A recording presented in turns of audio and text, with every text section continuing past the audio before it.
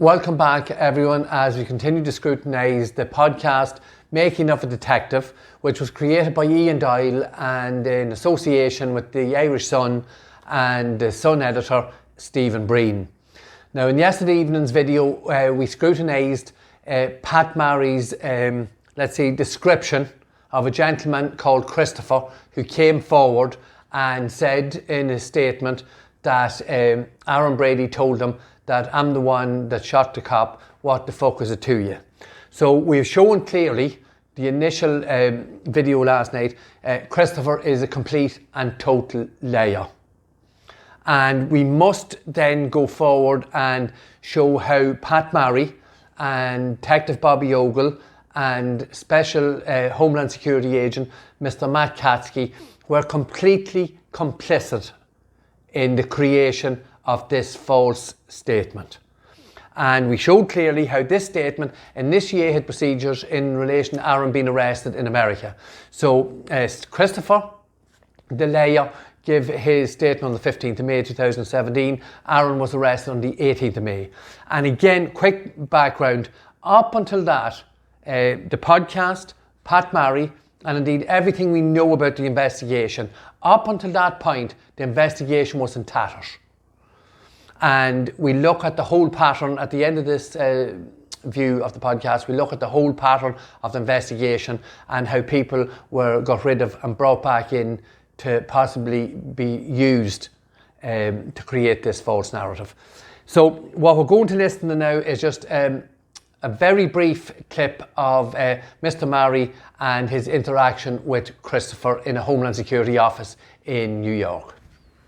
I will make this statement. We went to Homeland Security facility and he made a statement on camera, exactly what he said. Getting the statement on tape was vital and a huge break in the case for Pat. He felt they were now making good progress in the investigation. So 10 or 15 second clip there, and it's Mr. Marry telling us that he took Christopher to a Homeland Security office in New York to get his statement on camera. Now, I could talk quite easily for hours on the next 3 or 4 pages in relation to that statement on the 15th of May 2017, and then Christopher's follow-up statement which he gave to Detective Phillips in October 2017, and we will deal with that later on, and we can see Detective Phillips' fingerprints all over it, where he gets Christopher tell a few more lies and add in a few more names, and we'll break that down as we move on also. Because there's so much information and so much detail, and we're obviously not going to do all this on video, I would ask, I'll ask or request that either Ian Doyle, Stephen Breen, or both, or indeed any journalist, wants to come and sit down with us and just discuss this statement alone. Just this statement. Not the scores, indeed dozens, possibly hundreds of other inaccuracies in the whole investigation. Just this statement alone. Just Christopher. And it highlights perfectly the absolute shambolic state of the investigation. And if these people, whether it be Doyle, Breen, Schiller, Ali Bracken, John Hand, Reynolds, Paul, Owen Reynolds, any of the Barry Cummins, any journalist has any interest in fairness, any interest in justice whatsoever, you are more than welcome to take up that offer. And it's a double-edged sword for you. You win either way. If you can prove that anything we are saying in Aaron's campaign is false, well, obviously that will be blown out of the water. We have no doubt about that. But if any of what we are saying is correct, at this moment in time, Adrian Donoghue has not had justice. So it's entirely up to yourselves, and we are open to that conversation at any time. And I will pick just this statement, because I can guarantee it would take maybe a whole day to go through the debacle that is Christopher, the layer, and his cousin, and those connected to him. So just put that out there, because we're just going to go through a few things now in relation to Christopher's statement. Now, in a statement, obviously, and Pat Marry alludes to it in the podcast, that he contacted Pat Marry through Sinn Féin councillor Antóin Waters, and he contacted Antóin Waters via email.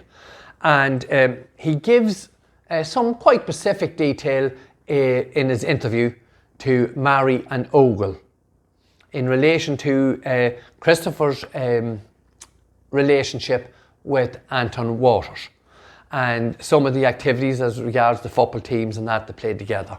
Now, we have several printouts from the IFA. I've spoken to scores of people in relation to soccer teams in Newry. So once again, Christopher, as far as I'm concerned, you are a liar. You told a tissue of lies to fluff up your story here with Marry and Ogle. Very, very serious lies. So that's his connection, Christopher's connection with Antóin Waters. He says he's friends with Antóin on Facebook, and they had some sort of occasional interactions on Facebook. Now, from the information we have in relation to Christopher's crimes in Newry and Mike before he left Ireland to go to America, some of those premises that he was involved in robberies at were linked to Antóin and to Antóin's Sinn Féin party. So I'm not sure how or where that fits in, but we will cover this again when we go back and look at Pat Marry telling us that he checked out Christopher completely and that all his bona fides was correct. And I would suggest that is a complete tissue of lies, Pat Marry. So, and in relation to our interactions with Councillor Waters, obviously we had to go and check out what Christopher was saying, if it was true. We found out it's a tissue of lies. And I did try to contact Councillor Waters on numerous occasions, and we got no response. And I did doorstep him at his place of work. And he was somewhat unhappy, but I see no other option. And he had, when I doorstepped him at work, he agreed to meet me the following evening at a local shop down here, just across the border, just outside Forkhill. And the following day, I dropped a text to Antóin, Councillor Waters, and I said, you see it up here on the screen, hey Antóin, Tony Brady here, just following up on yesterday evening. Would it suit you to meet this evening, Thursday, at Murphy's Carrick-a-Stick in Forkhill car park at front of shop, 6 o'clock. So that was just confirming the meet, just to follow up and make sure that Antóin was okay and that the times were all right for him. And this is the response we got back from the councillor. Tony, as a county councillor, I can provide no assistance on this and will not be meeting you. Please do not call to my place of work to see me. Please do not contact me again. And we have not contacted Antóin since then. And obviously we are open to contact with Antóin at any time. And just for completion, for completeness, we'll just put up the reply I sent to Antóin. This is extremely disappointing. As a public representative in the Cooley Peninsula, I am certain you are fully aware that there is general concern publicly that there is something wrong with my son's conviction. I would appreciate if you could tell us, is this decision you have made a decision you made by yourself, personally, or was that decision made at party level, Sinn Féin? I sincerely hope you have the courtesy to reply and you will not be contacted by us again. It's Mr. Lamass, Tony Brady. So Antóin never got back to me in relation to that. Now, we have made several other attempts. I didn't want to upset Antóin again, and I've made several attempts to contact Antóin and send messages through people who would have direct access to him. I have sent letters to all councillors in this local area here in South Armagh, South Down, and only 2 councillors replied to me. Unfortunately, none of them were Antóin's compatriots in Sinn Fein. We have sent letters and emails to all TDs. So obviously, all those that are members of Sinn Fein would have got those letters and videos we sent via email. And we would have expressed our concern about how we say Antóin Waters was used to generate a false narrative in Aaron's case. So, again, notwithstanding that Aaron wasn't even in the pub, in the Tombstone Bar and pub the night that Christopher said, he also told a tissue of lies in relation to his association, friendship and contact and sporting activities with a public representative. And he told lies in relation to his marital status.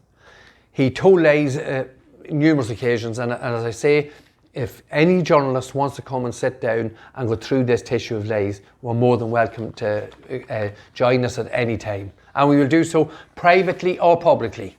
It doesn't matter, whichever suits. Obviously, Mr. Doyle and Mr. Breen have direct access to Pat Marry.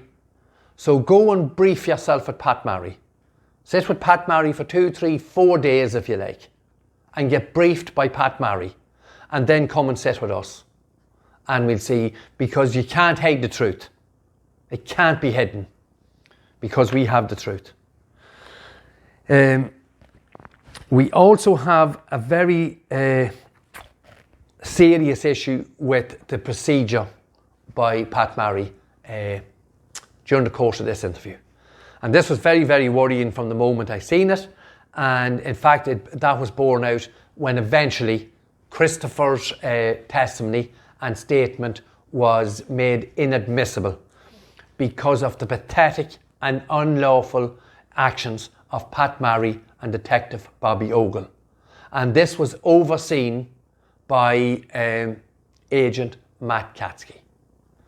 So they had a very brief interview with Christopher Morton. He told them his lies as quickly as he could. Now, imagine this. Now, Pat Marry spoke to this man on the phone. He had time while he was flying over from Ireland to America to get ready to prepare an interview, to prepare how he was going to get the full details of this man that was going to break the Adrian Donoghue case. And obviously, Christopher tells a story that Aaron Brady was allegedly sitting at the bar with a girl. Now, there is some reference to the girl, and they've asked for some form, give us a description of the girl. Would you believe neither Marry, Ogle, or Agent Matt Katske asked Christopher, give us a brief description of Aaron Brady? There you go. So that in itself is ethically wrong. And then we came to the part where they actually done the ID. So they done the video, the camera went off, it came back on again, and Bobby Ogle introduced everyone in the room again, the 4 of them, Ogle, Christopher, Pat Marry, and obviously Katske was behind the camera. He was out of shot. And we're going to do an identification, and they handed up, pushed in front of Christopher a picture and said, who's that? And this actually happened. The most important witness in the murder of Adrian Donoghue at that moment in time was sitting in the room with these 3 senior detectives. And this is the extent of what they done in regards identification. To all intents and purposes, it's illegal. And I say, and we say, that the 2 or 3 detectives could easily be arrested and questioned about the way they generated this identification. And it can be found anywhere on the internet. It's just one, I'll pull it up here. It's a Code D paragraph 3.3 states that Showing of photographs to a witness must be carried out in accordance with Code D, Annex E, Paras 6 and 8. Only one eyewitness at a time may be shown photographs, and he must be shown at least 12 photographs at a time, which should, as far as possible, all be of similar type. The eyewitness must be told that the photograph of the person he saw may not be among them, and he must not be prompted or guided in any way. Now, there's a myriad of instructions and guidelines and rules as regards identification. What Pat Marry and Bobby Ogle and Matt Katske done in that room that day is despicable. Now, Doyle and Breen can go and ask Pat Marry, and please do, and ask him, how does he explain that behaviour? Now, I'm just going to read out a little bit of what Christopher the Layer said. Okay?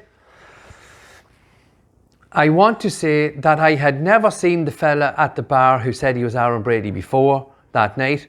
I never saw him after that again. So, it's 2 or 3 years ago since he's seen him, since he's sitting in the room, in the Homeland Security room. After drinking for 36 hours, he's in a dark bar at 1, 2, 3, 4, 5 or 6 o'clock. He's a wee bit tipsy, he says. In a dark bar, and anyone who knows the Tombstone from that time, is actually closed now. It was a den, it was a dungeon. It was dark. And he hasn't seen him since this alleged incident. And they push a sheet of paper in front of him with Aaron's picture. It's an absolute disgrace.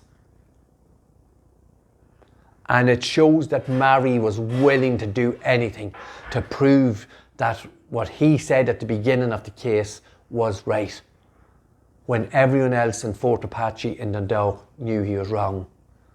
But they had made that big a mess of the case. They had no other option only to take up Marry's line of inquiry.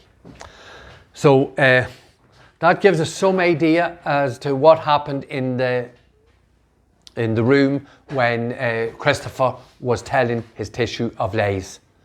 And once again, I'm going to keep repeating this, and we're more than happy to meet with Doyle and Breen and discuss only this witness. And then we'll take it from there after that, and we can show that this witness is linked to the debacle that was the coercion, collusion and corruption that took place to garnish statements in New York. So next, we're going to have a very brief look at this is another unbelievable part of what happened here, but Marry's trying to sneak in more information here, which was taken, and Detective Phillips ran with it, and Detective Paul Gill tried to put pressure on another man to make a statement. But we'll just listen to the clip first, and then I'll give you the details on it, okay? As the men were leaving the facility, they made small talk, walking up the sidewalk. He just said it to me on the way up. He said, you know, there's other people out here know about Aaron Brady, and he has mouted it off to other people. He says, I know one of them, he said, but I'm not telling you. He said, because that person has asked me not to give you his name. And I said, that's fine, I understand and I respect that. There's no problem. He said, no, that's grand. But he says, other people out here do know. Another very short clip there, and it's obviously Pat Marry telling us that when he was walking with Christopher out of the building in New York, Christopher enlightened him with even more information. That there was other people in New York who knew that Brady had mouthed about shooting a cop. And I'm obviously no detective, and I definitely wouldn't have the credentials of Pat Marry. But I would think it's very strange that either Marry, Ogle or Katske asked these questions when they were interviewing Christopher upstairs. But that's for another day, and we'll park that. But the person who Christopher is speaking about there is his first cousin, Antóin. Now, Antóin abandoned his 2 kids and his partner in South Armagh here when he was caught with ammunition, £30,000 worth of drugs, cocaine and marijuana, and I think £25,000 or £30,000 worth of cash. And he absconded to America, and he's still in America, even though all that is hanging over him. And I assume once again, same as Christopher, his cousin Christopher, he didn't put it on his ESTA form. So Anthony still remains in America. We will go into more detail on Anthony when we scrutinise the statement made by Christopher to Detective Mark Phillips, because it's Detective Phillips and Detective Gill who put extreme pressure on Anthony to tell more lies in a statement. And that became apparent when Anthony had to go to his lawyer in New York and send a letter to the Irish court system and to An Garda Síochána and to Mark Phillips that he didn't want to have anything more to do with the Brady case because he was put under severe duress by the authorities, i.e. Mark Phillips. So, but this shows here Christopher is setting up a payday for everyone. He's come on in here, handy money. We know Brady shot the cop. Let's all get a few pound and get green cards and secure our future here in New York. So that's all we're going to look at there now. It shows the criminal intent of these people. What Pat Marry done was illegal. What Bobby Ogle done was illegal. What Matt Katske done was illegal. And Christopher Morton is a liar. He purged himself and he should be in jail actually for what he's done to our son, because he initiated this whole thing, and we are certain that he was part of, or the part that wanted to bring more people in to tell lies to get easy money and green cards, as was advertised by Pat Marry in the Irish Central in New York.